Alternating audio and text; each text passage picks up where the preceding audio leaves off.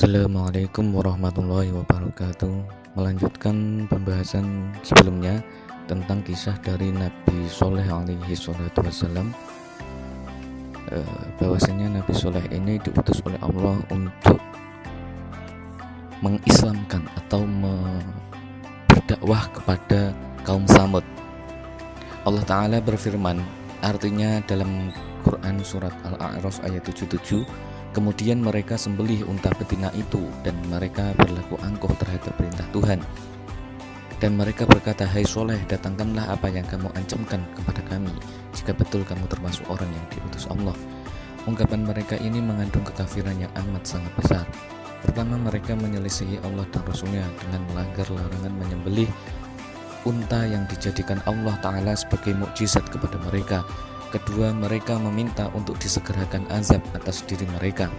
Oleh karenanya mereka berhak mendapatkan azab tersebut. Ketiga, mereka telah mendustakan Rasul yang telah menunjukkan bukti yang nyata atas kenabian dan kebenarannya, sedangkan mereka mengetahui secara yakin akan hal itu. Namun kekafiran, kesesatan, dan pembangkangan telah menyeret mereka untuk menjauhi kebenaran dan terjerumus ke dalam azab. Disebutkan bahwa yang pertama kali menyerang unta betina tersebut adalah Qidar bin Salif. Ia memotong urat di atas tumit unta betina tersebut hingga tersungkur ke tanah. Setelah itu mereka ramai-ramai mendatanginya dengan membawa pedang mereka. Ketika mengetahui hal itu, maka anak unta tersebut lari ke atas gunung seraya bersuara 3 kali.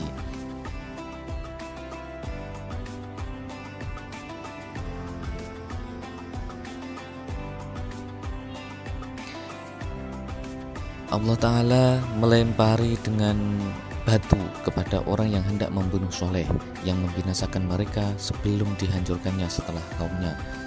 Di hari Kamis pagi, yakni hari pertama penantian tersebut, wajah kaum Samud berubah ke kuning-kuningan sebagaimana yang telah diperingatkan oleh Soleh.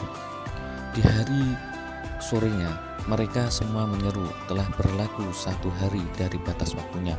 Di hari kedua dari batas waktu ancaman tersebut, hari Jumat, wajah mereka berwarna kemerah-merahan. Di sore harinya mereka menyeru telah berlalu 2 hari yang dari batas waktunya. Di hari ketiga dari batas waktu mereka untuk bersenang-senang, yaitu hari Sabtu, wajah mereka berwarna hitam. Di sore harinya mereka berteriak telah habis batas waktunya. Di pagi hari atau hari Ahad, mereka menunggu, bersiap-siap dan duduk menunggu azab, musibah dan bencana yang akan menimpa mereka. Mereka tidak tahu apa yang akan diperbuat oleh Allah atas diri mereka. Mereka juga tidak tahu dari mana azab akan datang kepada mereka. Ketika matahari terbit, maka muncullah suara dari langit dari atas mereka dan gempa dari bawah mereka. Ruh-ruh keluar, nyawa pun melayang, semua gerakan pun terhenti, suara pun tertunduk dan segala sesuatu menjadi rata. Mereka pun menjadi mayat-mayat yang tidak bernyawa dan tidak bergerak lagi. Mereka mengatakan tidak seorang pun dari mereka yang tersisa kecuali seorang budak perempuan yang lumpuh yang bernama Kilbah binti Asal. Ia dijuluki dengan sebutan Azariyah. Ia adalah seorang wanita yang sangat ingkar dan memusuhi Soleh. Ketika ia menyaksikan azab itu, ia pun bisa menggerakkan kakinya, kemudian berdiri dan lari sekencang-kencangnya.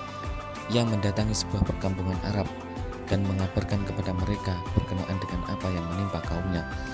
Ia meminta air minum dan setelah minum ia pun mati. Imam Ahmad berkata, Abdul Razak telah menceritakan kepada kami, Mu'ammar telah menceritakan kepada kami, Abdullah bin Utsman bin Khusaim telah menceritakan kepada kami dari Abu Zubair dari Jabir. Ia berkata, ketika Rasulullah SAW melewati hijr beliau, janganlah kalian meminta untuk ditunjukkan tanda-tanda mukjizat, sebab kaum Soleh pernah meminta untuk ditunjukkan mukjizat. Unta betina tersebut muncul dan kembali ke celah batu itu, namun mereka melanggar perintah Rabb mereka dan menyembelihnya. Unta betina tersebut minum persediaan mereka 1 hari, sedangkan mereka minum air susunya dalam 1 hari pula. Mereka menyembelihnya sehingga mereka ditimpa suara keras yang mengguntur. Allah membinasakan semua orang yang ada di bawah langit kecuali 1 orang yang tengah berada di tanah haram. Para sahabat bertanya, siapa dia wahai Rasulullah? Dia menjawab, ia adalah Abu Rughul. Namun setelah ia keluar dari tanah haram, maka ia ditimpa bencana sebagaimana yang menimpa kaumnya. Abdul Razak juga mengatakan, Mu'ammar berkata, Ismail bin Umayyah telah menceritakan kepadaku bahwasanya Rasulullah pernah melewati kubur Abu Rughal seraya berkata, tahukah kalian apa ini? Para sahabat menjawab, Allah wa Rasulullah. Beliau menjawab, ini adalah kubur Abu Rughal. Ia adalah seorang laki-laki dari kaum Samud. Saat itu ia berada di tanah haram sehingga ia terhindar dari azab Allah. Namun ketika ia keluar, maka ia ditimpa azab seperti yang menimpa kaumnya. Lalu ia dikubur di sini. Ia dikubur bersama dengan sebatang emas.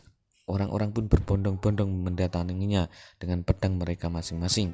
Mereka mencari dan mengambil emas itu. Demikian yang diriwayatkan oleh Abu Daud dari jalur Muhammad al-Islam. Sahih kami Al-Hafiz Abu Hajjaj Al-Mazizi mengatakan hadis ini hasan. Saya berkata, hadis di atas hanya diriwayatkan oleh Bujair bin Abi Bujair. Ia tidak dikenal kecuali melalui hadis dan tidak ada syekh seorang pun yang meriwayatkan darinya selain Ismail bin Umayyah.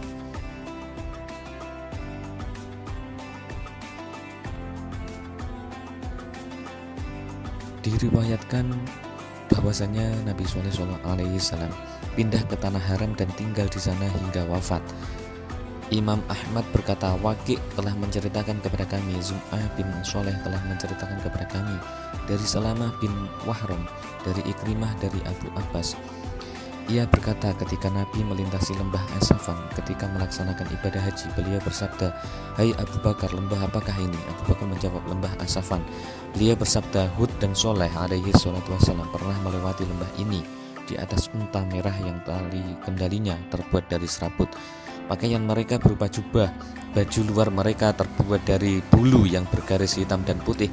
Mereka melaksanakan ibadah haji di Baitul Atiq. Sanadnya hasan. Riwayat ini telah disebutkan dalam kisah Nuh yang diriwayatkan oleh At-Tabrani. Imam Ahmad berkata, Abdus Somad telah menceritakan kepada kami, Sakar bin Juwairiyah telah menceritakan kepada kami dari Nafi, dari Ibnu Abbas. Ia berkata, ketika Rasulullah SAW dan orang-orang yang bersama beliau singgah di Tabuk, beliau membawa orang-orang bersama beliau ke Hijr di tempat sisa-sisa rumah kaum Samud. Orang-orang mengambil air dari sumur-sumur yang dahulunya dijadikan tempat minum oleh kaum Samud. Mereka pun membuat roti dari air tersebut dan membersihkan tempayan mereka. Rasulullah memerintahkan untuk membuang air dalam tempayan tersebut dan memberikan makan unta dengan adonan roti. Lantas beliau membawa mereka ke sumur yang dahulunya dijadikan tempat minum oleh unta betina soleh. Beliau melarang mereka untuk masuk ke daerah kaum yang telah diazab. Seraya bersabda, saya khawatir kalian akan ditimpa dengan apa yang telah menimpa kaum Samud, maka janganlah kalian masuk ke tempat mereka.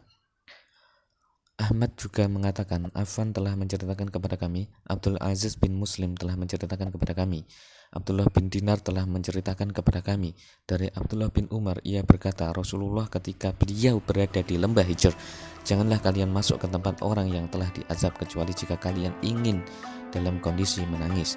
Jika kalian tidak mampu menangis, maka janganlah kalian masuk ke tempat mereka, sebab kalian akan ditimpa azab seperti yang telah menimpa mereka. Beliau melarang untuk masuk ke rumah mereka kecuali dalam kondisi menangis. Dalam sebuah riwayat disebutkan, jika kalian tidak menangis, maka dikhawatirkan kalian akan tertimpa azab seperti yang telah menimpa mereka. Sebelumnya mereka membangun rumah mereka dengan tanah liat sehingga rumah mereka akan roboh sebelum salah seorang dari mereka meninggal. Mereka membuat rumah dengan cara memahat gunung. Disebutkan bahwa ketika mereka meminta kepada Soleh untuk ditunjukkan mukjizat, maka Allah Ta'ala mengeluarkan seekor unta betina dari sebongkah batu. Allah Ta'ala memerintahkan mereka untuk memeliharanya dan anak yang ada di perutnya. Dia juga mengingatkan akan datangnya azab Allah bila memperlakukan unta tersebut dengan buruk. Allah Ta'ala juga mengabarkan kepada mereka bahwa mereka akan menyembelihnya, yang merupakan faktor kebinasaan mereka. Allah Ta'ala telah menyebutkan ciri-ciri orang yang menyembelih unta betina tersebut, yaitu orang yang berwarna kemerah-merahan, biru dan kuning.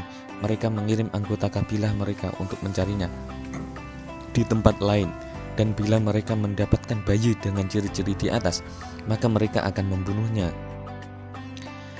Mereka dalam kondisi seperti itu dalam kurun waktu yang sangat panjang. Generasi demi generasi mulai berganti. Di suatu masa seorang pemimpin dan mereka melamar putri salah seorang pemimpin yang lain untuk anaknya dan menikahkannya. Dari keduanya lahirlah seorang pembunuh unta itu, yaitu Kitar bin Salif. Orang-orang dalam kabilah tersebut tidak berani membunuhnya karena orang tua dan kakeknya adalah orang terpandang. Maka Kitar bin Salif tumbuh dengan cepat. Ia mampu tumbuh dan berkembang dalam 1 minggu, sama dengan 1 bulan pertumbuhan anak lain. Hingga pada akhirnya ia disetujui untuk menjadi pemimpin mereka. Ia pun tergoda untuk membunuh unta betina itu dan diikuti oleh 8 orang yang terpandang. Merekalah 9 orang yang hendak membunuh Soleh. Setelah mereka menyembelih unta itu, maka hal tersebut disampaikan kepada Soleh. Ia mendatangi mereka sambil menangis. Mereka menyampaikan berbagai alasan seraya berkata, peristiwa ini tidak dilakukan oleh orang terhormat dari kalangan kami, namun dilakukan oleh generasi baru kami. Dikatakan bahwa Soleh memerintahkan kepada mereka untuk menyusul anak unta betina tersebut dan memperlakukannya dengan baik sebagai ganti perlakuannya kepada induknya. Mereka pun mengejarnya dan mendaki gunung. Setiap kali mereka mendaki gunung, bertambah tinggi dan terus bertambah tinggi hingga burung pun tidak mampu menjangkaunya. Anak unta betina tersebut menangis dan mengalirlah air matanya. Kemudian menemui Nabi Soleh dan bersuara 3 kali. Ia memberitahu mereka bahwa besok wajah mereka akan berwarna kuning, di hari kedua akan berwarna merah, dan di hari ketiga akan berwarna hitam. Di hari keempat mereka ditimpa oleh suara keras yang mengguntur sehingga mereka menjadi bangkai yang tergeletak di rumah mereka. Dalam beberapa riwayat ada yang janggal dan berseberangan dengan kandungan ayat Al-Quran berkaitan dengan kondisi dan kisah mereka. Namun masih bisa kita ambil hikmah dan sirah dari kisah-kisah itu. Demikian kisah dari Nabi Soleh, kurang lebihnya mohon maaf. Assalamualaikum warahmatullahi wabarakatuh.